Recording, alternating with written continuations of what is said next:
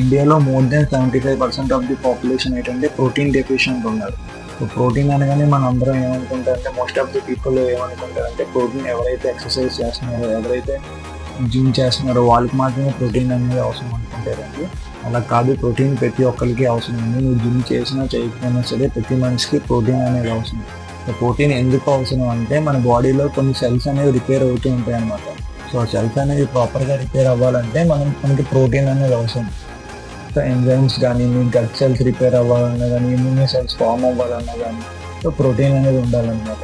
Protein అనేది only మీ muscle కోసమే కాదండి, మీ బ్లడ్ షుగర్ని స్టడీగా కంట్రోల్లో పెడుతుంది, మీ ఇన్సులిన్ స్టడీగా రిలీజ్ చేస్తుంది. సో ఇలాంటి అడ్వాంటేజెస్ చాలా ఉన్నాయన్నమాట.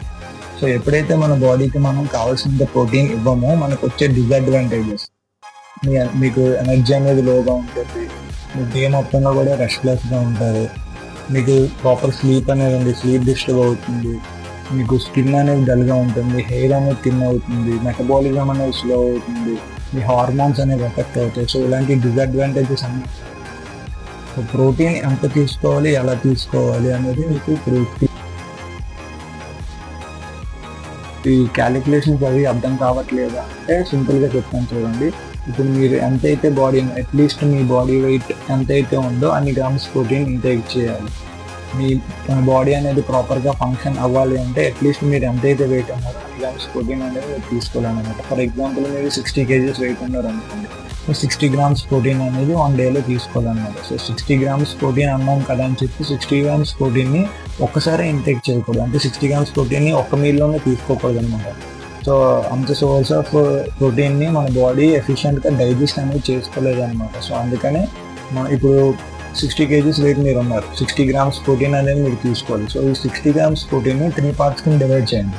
అంటే 20 grams ప్రోటీన్ని బ్రేక్ఫాస్ట్లో ఉండేలా చూసుకోండి, ఇంకా 20 grams ప్రోటీన్ లంచ్లో ఉండేలా చూసుకోండి, ఇంకా 20 grams ప్రోటీన్ డిన్నర్లో ఉండేలా చూసుకోండి. సో ఓవరాల్గా 60 grams ప్రోటీన్ 1 day మనం ఇంటేక్ చేయాలి. సో ఆ విధంగా ప్రోటీన్ అనేది మనం ఇంటేక్ చేయాలన్నమాట. సో ప్రోటీన్ ఏ ఫుడ్స్లో ఉంటుందని చెప్పి మీకు ఇప్పుడు లిస్ట్ అనేది చూపిస్తాను పైన.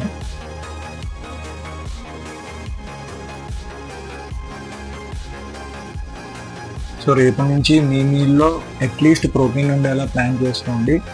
ఒకవేళ మీ పేరెంట్స్కి అర్థం కాకపోతే వాళ్ళకి అర్థమయ్యేలా గైడ్ చేసి చెప్పండి అర్థం అవ్వడానికి. అంతకీ వాళ్ళు వినట్లేదంటే నా వీడియో తీసుకెళ్ళి చూపించండి, వాళ్ళకి అర్థమైనంత వరకు వినమని చెప్పండి. So see you in the next video. Bye by.